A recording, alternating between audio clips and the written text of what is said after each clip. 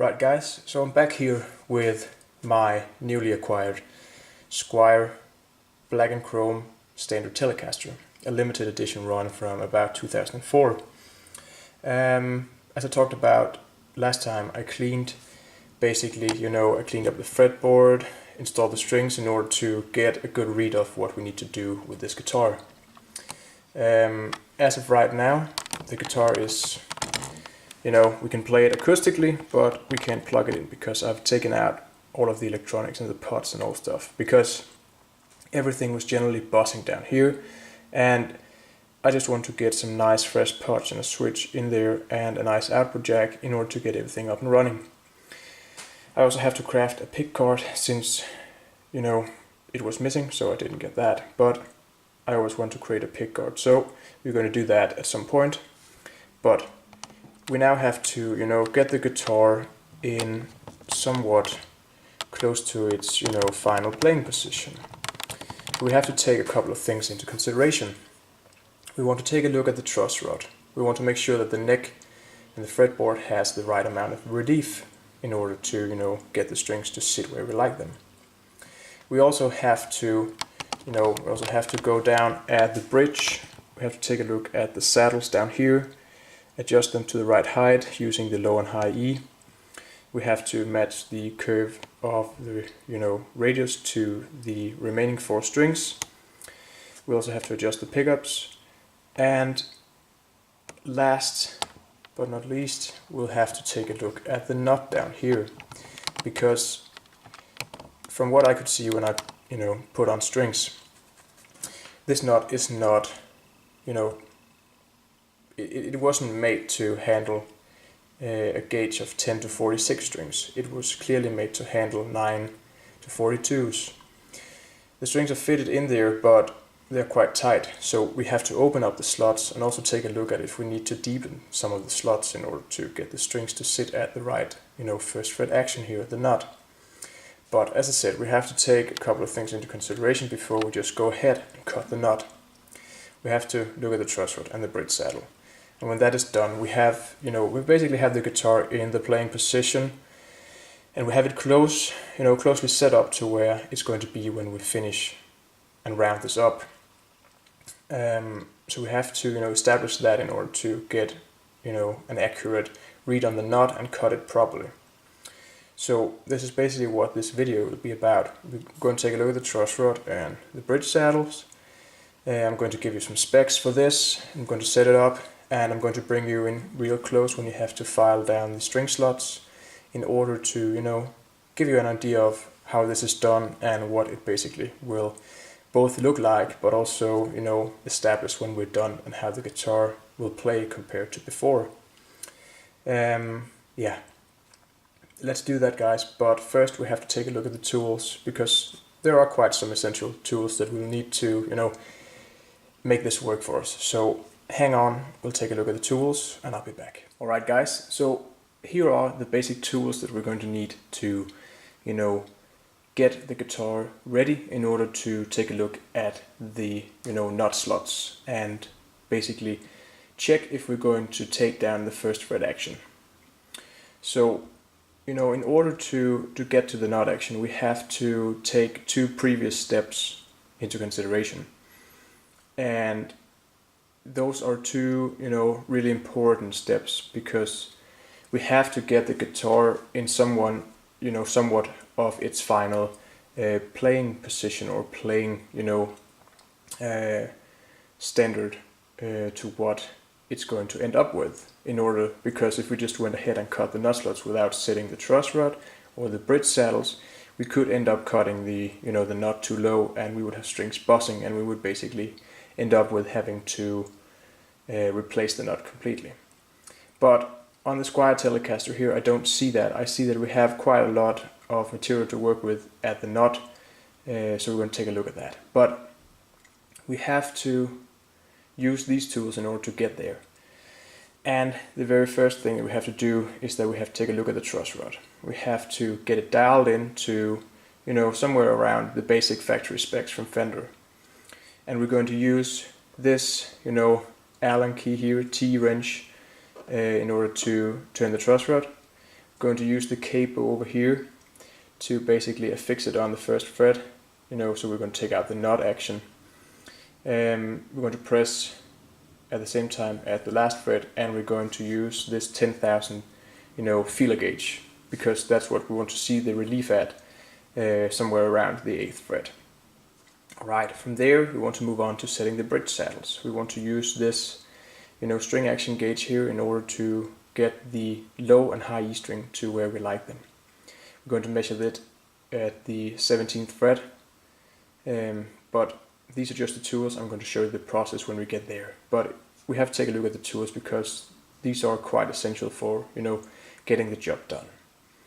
Once the saddle height is set, we're going to take a radius gauge here matching the radius of the fretboard. This right here is 9.5, and we're going to take that and match each string saddle to the arc of the radius of the fingerboard in order to, you know, give each string the right amount of, you know, height off of the fretboard.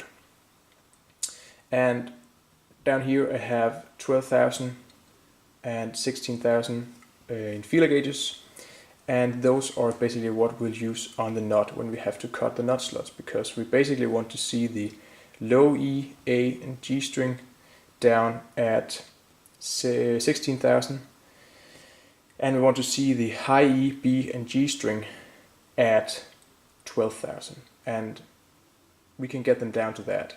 It would be, you know, it would be nice having them at that point because we have a fairly low action and it just makes for the guitar to play better. Right guys, these are the tools. We're going to use each and every one of them.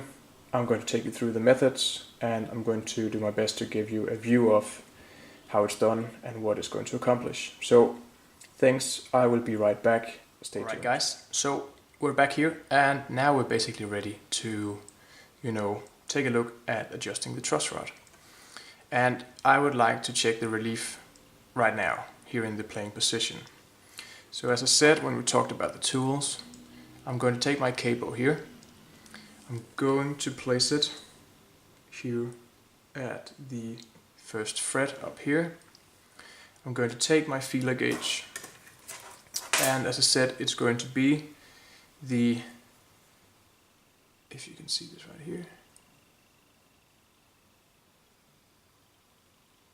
the 10,000 feeler gauge, and I'm basically going to press down at the very last fret, and we're going to, you know, go down to the 8th fret, and we're going to take the measurement there. So we're going to slide in the feeler gauge and basically see what we have.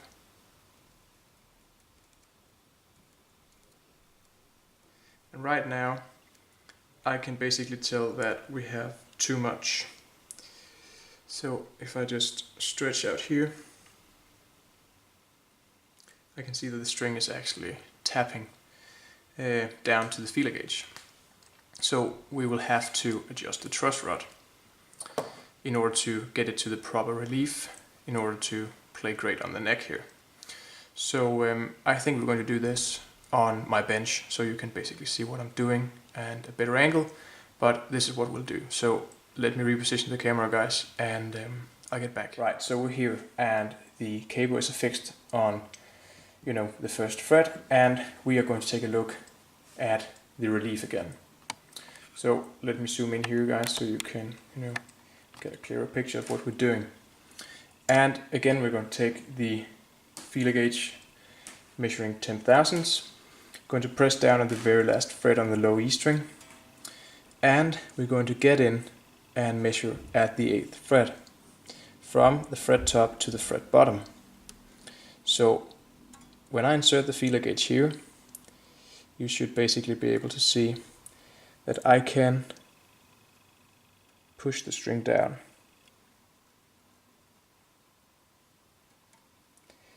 Basically means that we have to, you know, make an adjustment to the truss rod. And while we're at it, we can check the same thing on the high E when you press down the last fret and we insert it over here. You should be able to see that it is also moving. So we basically have too much relief in the neck here. So we'll have to go in and adjust that, and have to take a look at the truss rod up here. So let me reposition, guys, and I'll be back. Okay, so we're back here, better angle for you guys, and I will take my T-wrench here, and you know, we had too much relief in the neck, so we'll have to take that out by, you know, tightening the truss rod. So basically have to, you know, insert the T-wrench up here, making sure that it grips in the nut, and from there we're basically going to, you know, righty tighty, lefty loosey. So we're going to tighten the truss rod. So we're going to turn the truss rod here to the right. So I insert the T-wrench here, and we're going to turn it, give it a little bit, and basically see what is going on. So let's just say that we're going to give it something that looks like, you know, a quarter of a turn. Then we will have to, you know, go back over here. We'll have to go in and affix the cable again and check to see if, you know, that relief has been adjusted. So I'll affix the cable again up here, and we should be able to see that the truss rod has adjusted a little bit. So I press down on the last thread again, and we're going to get in and measure at the 8th thread. And right now you should be able to see that we don't have quite as much relief as we did before, so we know that the truss rod works now. And I would say that basically we are right where we need to be. I can, you know, slide the feeler gauge under without any major problems.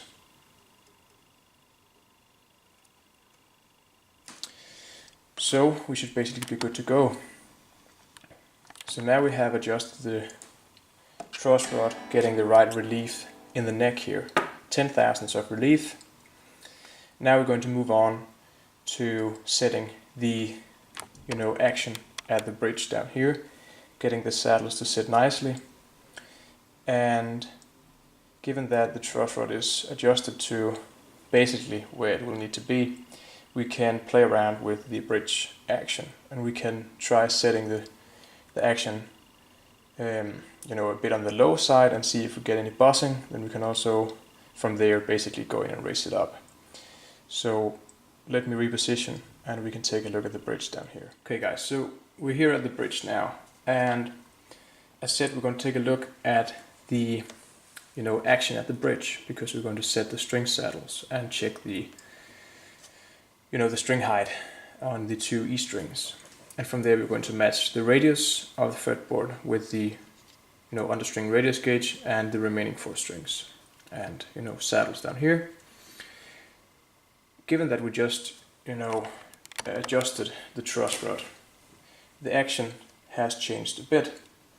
So if I take my, you know, my trusty action gauge here, and I go to check the action at the 17th fret here on a Fender type guitar. So if I get you in here at the 17th fret, you should be, you know, able to see what I see. So place it here at the 17th fret. And I can basically see that we are right at 1.75, which seems to be fine at the moment now. And we might leave it at that and, you know, go right over and see what it says on the high E string. So I place the gauge again here, and we sight down.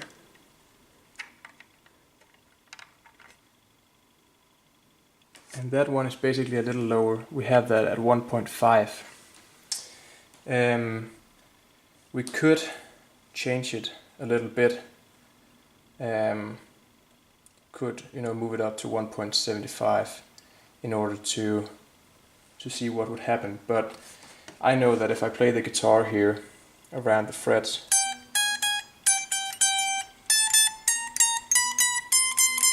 you can hear that it's kind of buzzing out on the frets here. So we might just go in and move it up a little bit to 1.75 and see what happens from there. And having done that, we're going to adjust the action on the bridge down here, matching the 4 remaining saddles. So I would take my Allen key here and go in and raise it up a little bit, checking with the string gauge here, making sure that I get right on the money.